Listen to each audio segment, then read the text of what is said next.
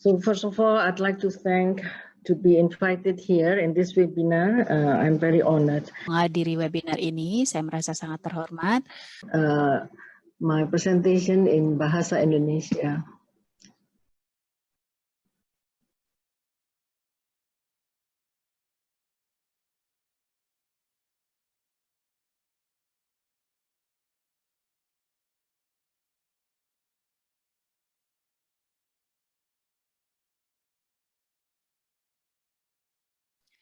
So as we have shared in the term of reference, I'm going to share a presentation on technical issues of RT-qPCR applied for COVID-19.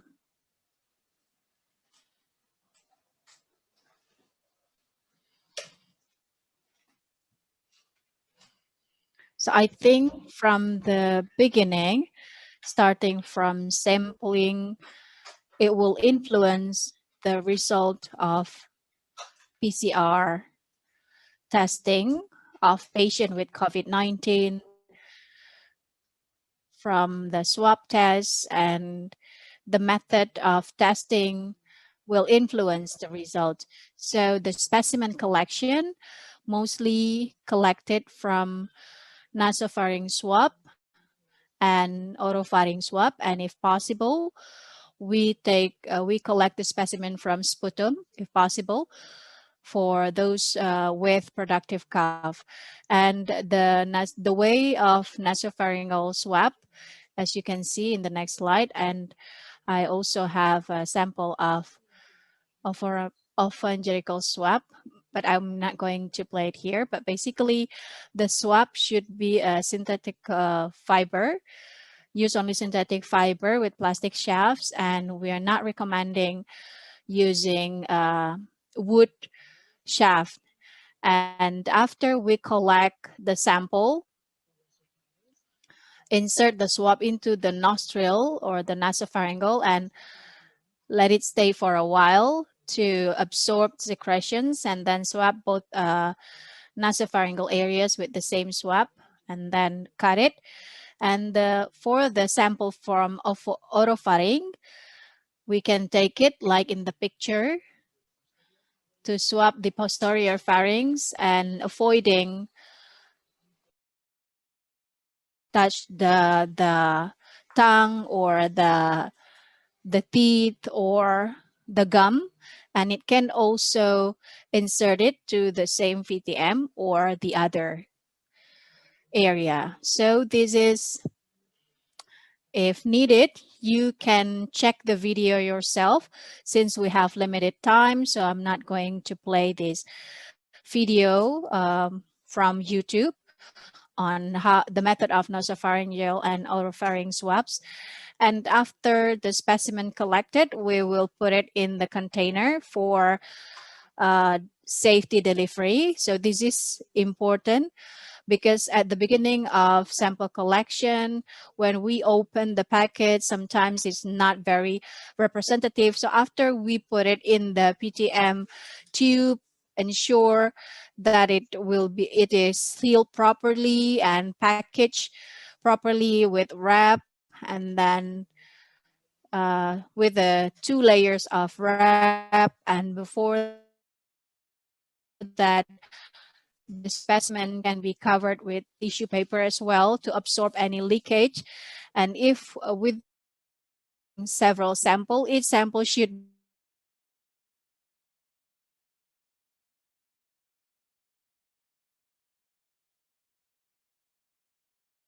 the second container with a hard seal. So the sample will be protected during the delivery. And then this package can be put using an ice pack because it needs to be stored in a temperature of 4 degrees, and it should be transported to the laboratory within 24 hours. So in specimen handling and storage, once again, I would repeat that the specimens can be stored at 4 degrees Celsius for less than 72 hours after collection. If it is more than 72 hours collection, then it is recommended to store the specimens at the temperature of below minus 70 degrees Celsius or lower. And extracted nucleic acid should be stored as well at the minus 70 degree Celsius or lower. And as we have seen in the first presentation, that it is very important for lab workers to always wear appropriate protective equipment, especially when they are handling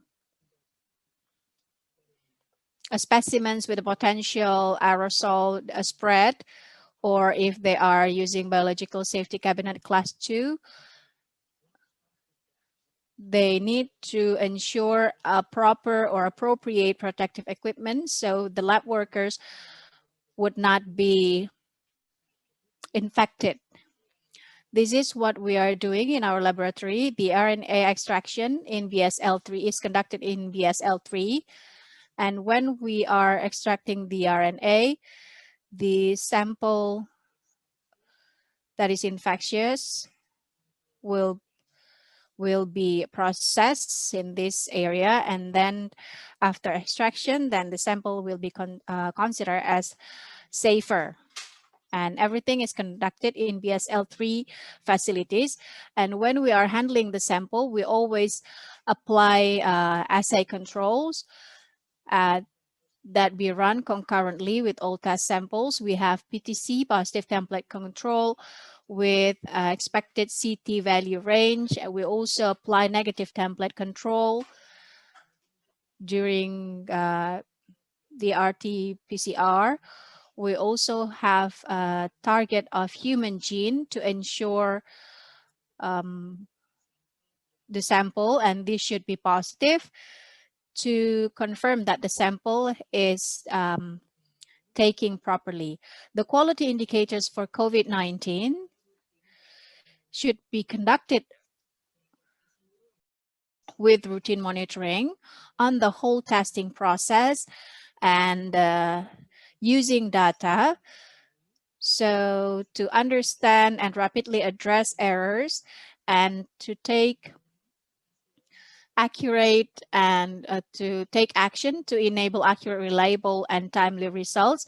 And the result is this kind of result is expected for the further patient management and also for other public management action like tracing and others. The limitation on real-time PCR assay control. First, we understand that this RT-PCR implementation requires skills, and we cannot ask volunteer to work on this analysis immediately. We need to train them, and we need to ensure that they are familiar with this testing procedures, and the principles of PCRs needs to be understood thoroughly, including the interpretation of results. And there's always a possibility of false negative. One of the factors might be the inadequate numbers of organisms due to improper sample collection.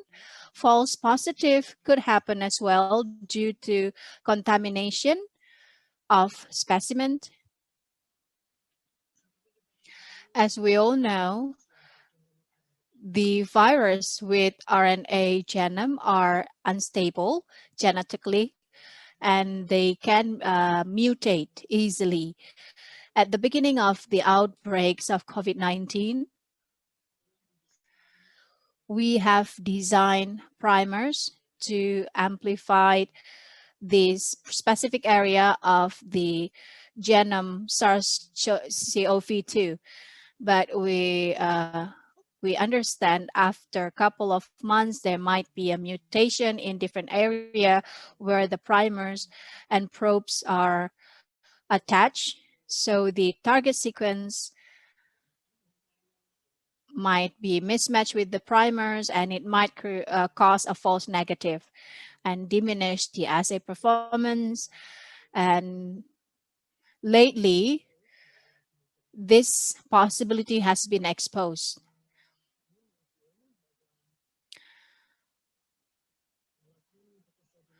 Although the lab workers should follow different stage of analysis, but we need to understand that this COV2 virus have different genome. They have gen E, gen M, gen HE, gen N, or genomic RNA. They also have ORF1A and ORF1AB, and it has been checked at the beginning of the spread, and also the primer for the RDRP area E. And we do understand that there are gate that amplify these two areas.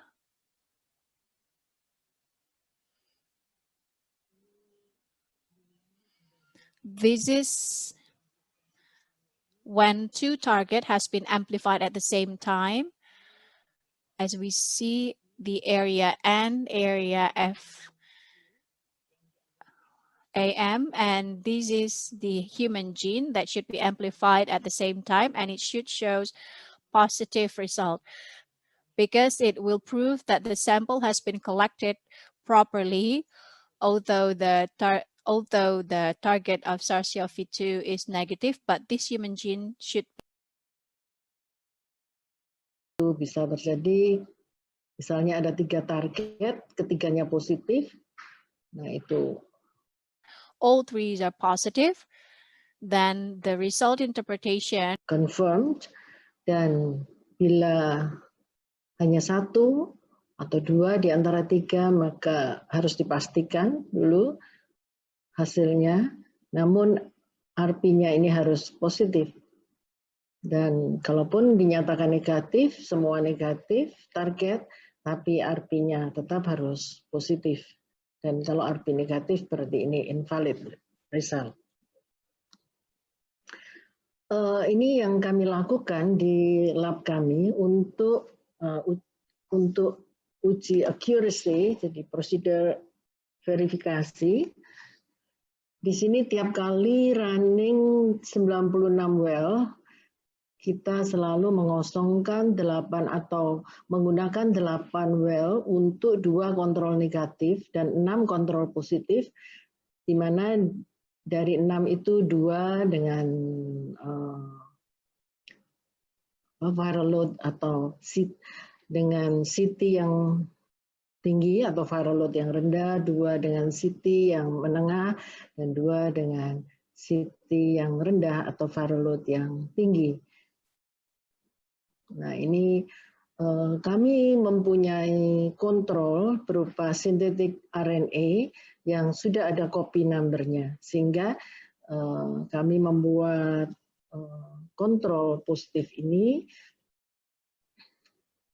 nantinya dengan sampel pasien, tetapi sudah dengan korelasinya dengan copies number.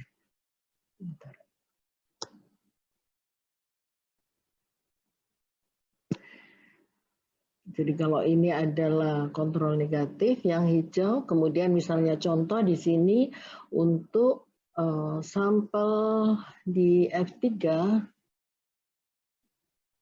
ini yang CS27403 ini nilai CT-nya adalah 12,04, kemudian ini copy number-nya adalah 2,34/1047. Jadi langsung terjadi konversi dan kita bisa amati ini. Bagaimana ini bisa terjadi nanti kita lihat pada slide berikutnya. Ya, di sini Ini adalah nilai CT standar dari sintesis RNA yang kita punya. Jadi kita mempunyai suatu sintetik RNA dengan copy number tertentu, kemudian kita encerkan, dan dari sini terlihat bahwa sampai 10 pangkat 1 pun teramplifikasi. Ada CT-nya 35, dan ya 35, untuk 2 area target. Dan kemudian ini untuk sampel. Nah, sampel ini ada di area ini yang sampel diencerkan 10 pangkat 2, 10 pangkat 3, 10 pangkat 4. Nah, terlihat ini bila dijadikan satu kurva ini bahwa yang terlihat bahwa yang A ini adalah yang 35, sekian CT-nya itu adalah pengenceran 10/4, ini pengenceran 10/3, dan ini 10/2. Dan bila digabungkan kita bisa tahu copy number-nya. Di dalam paper yang saya baca dari Journal of Clinical Microbiology Agustus 2020 mengenai emergency use authorization untuk diagnostik, molekul diagnostik yang dikeluarkan oleh FDA, mereka tidak menggunakan copy number, cukup dengan CT, dengan standar, di mana ini bisa dipakai sebagai reference, kemudian diencerkan 10 kali, maka akan naik sekitar 3 angka CT-nya, diencerkan 10 kali lagi naik juga 3, dan seterusnya. Dan sedangkan yang merah ini yang di blok ini karena mendekati limit of detection, maka tidak dipakai sebagai untuk verifikasi dari keakuratan teknik.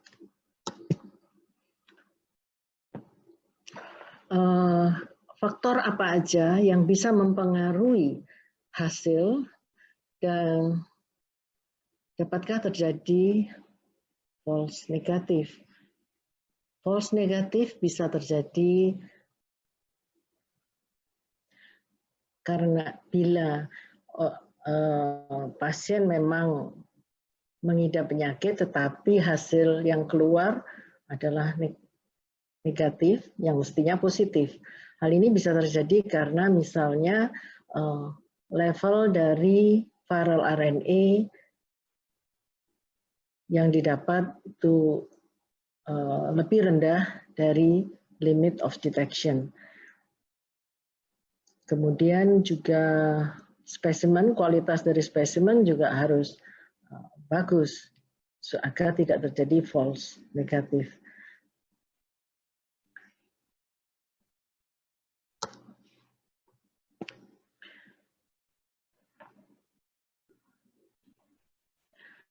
Ya, dari beberapa studi yang dengan menggunakan sampel yang begitu banyak, terlihat bahwa lebih baik swab itu dilakukan as early pada hari-hari pertama dari gejala itu timbul. Misalnya 3 hari pertama dari gejala itu timbul, semakin lama spesimen itu diambil, jadi dari gejala awal, maka akan semakin besar kemungkinan untuk terjadinya false negatif.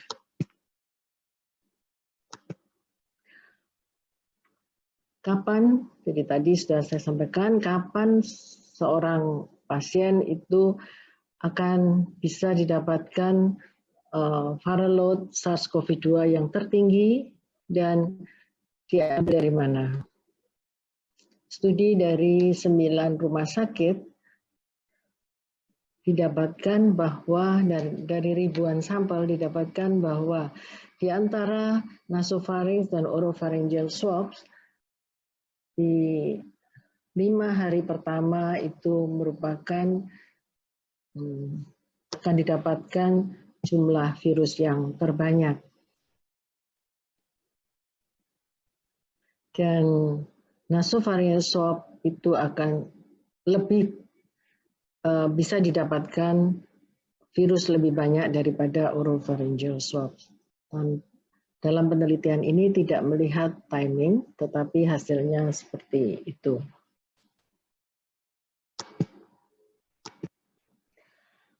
Jadi kita memahami bahwa hasil suatu RT-PCR itu sangat dipengaruhi oleh pertama macam reagen RNA extraction, macam reagen PCR, juga jenis PCR mesinnya, dan juga keterampilan dari operator. Ini kami memberi contoh dari suatu klaster pada waktu itu, dua area target amplifikasi, dan untuk yang CT-nya tinggi, ada kemungkinan hanya satu yang teramplifikasi. Ini adalah dengan batas 40 sebagai hasil negatif. Jadi sekali lagi bahwa CT values ini berbanding terbalik dengan copies number dari viral load RNA. Jadi kalau CT-nya tinggi artinya jumlah virusnya sedikit, kalau CT-nya rendah artinya jumlah virusnya banyak.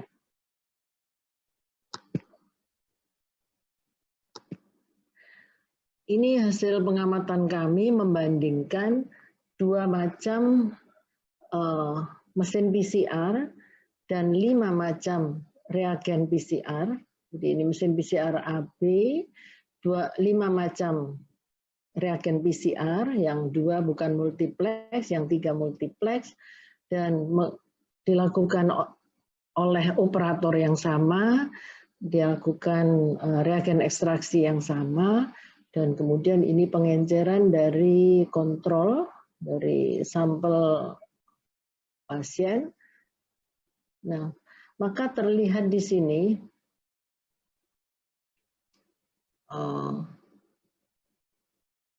jadi ini perbandingan bahwa kalau CT-nya 30 sekian, itu copies number-nya adalah 10/4-an, 27,67, copies number-nya sekitar 10/5,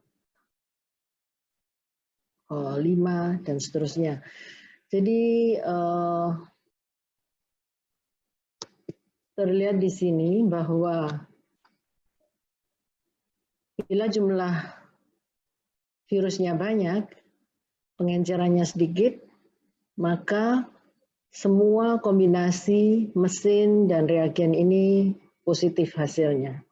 Tetapi bila jumlah virusnya sedikit, ini terdapat variasi bahwa beberapa kombinasi reagen dan mesin PCR ini hasilnya negatif, false negatif.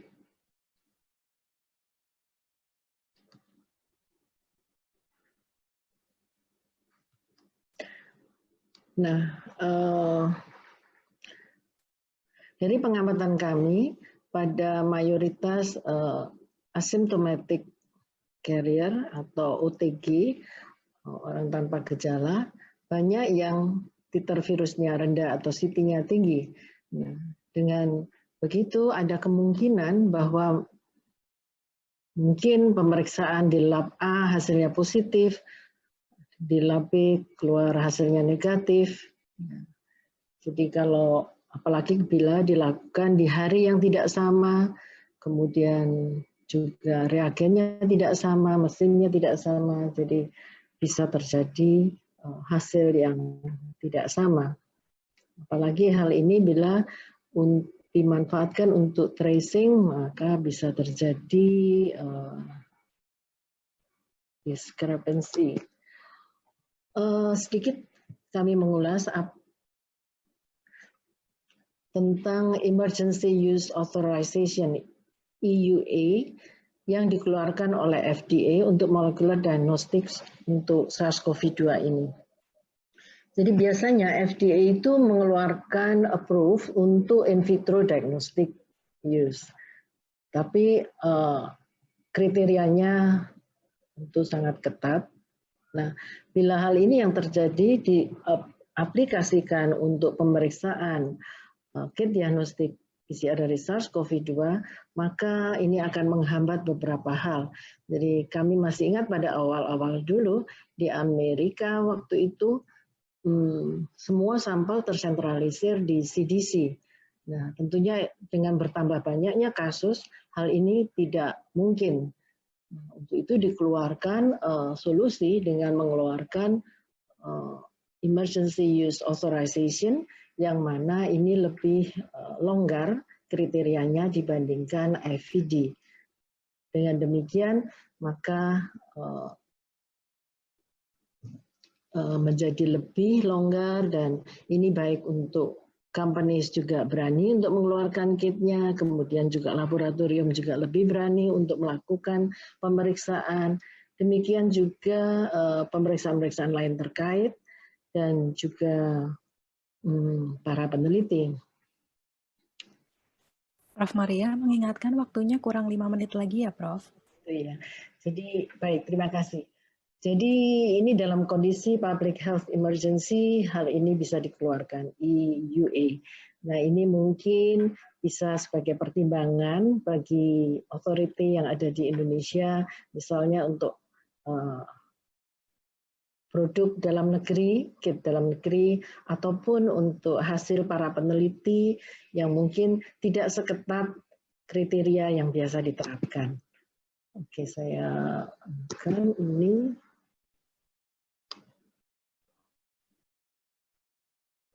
Jadi dengan demikian, maka pemeriksaan-pemeriksaan lain terkait pengobatan, terkait pengembangan vaksin juga bisa berjalan dengan lancar. Dan sekali lagi bahwa komersial EUA ini tidaklah sama dengan yang biasanya untuk in vitro diagnostik. Jadi begitu nanti dinyatakan bahwa emergency ini telah lewat, maka EUA ini tidak berlaku lagi. Juga di dalam menyampaikan hasil pemeriksaan pasien perlu diberikan komentar. Jadi ini sudah saya sampaikan bahwa bagaimana menyampaikan hasil yang negatif for SARS-CoV-2 RNA, bahwa pemeriksaan ini didesain untuk mendeteksi ini dan ini genes dari SARS-CoV-2 untuk amplifikasi asam nukleat, dan hasil ini tidak menyingkirkan kemungkinan adanya infeksi SARS-CoV-2 karena ada kemungkinan tidak adekuatnya sampel collection dan sebagainya. Inadequate sample collection or low viral burden. So this statement should be made to show the level of assay that is conducted. So the message of this presentation basically is the accuracy of the PCR diagnostic of COVID-19 are influenced by RNA extraction kit, PCR reagent or kit, PCR machine, as well as the human skill, the operator skills. And bahwa tadi emergency use authorization dari FDA ini atau yang semacam, baik bila diaplikasikan baik untuk PCR kit companies, baik untuk diagnostic laboratories, dan juga baik untuk para peneliti yang sedang mengembangkan pemeriksaan-pemeriksaan terkait. Jadi seperti diketahui dari tadi bahwa belum ada konsensus untuk seberapa akurat testing kita dan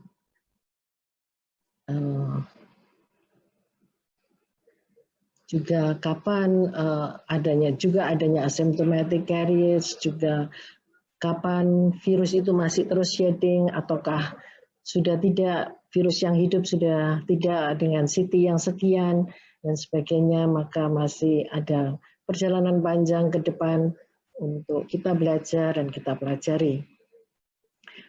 Namun dengan memahami keterbatasan dari uji kita, Maka perlu untuk di dalam It is also important that in the public and patience surfing, so basically no test is perfect, and let us all learn together on this one. Thank you. Thank you for your kind attention. Terima kasih Prof. Maria atas presentasinya.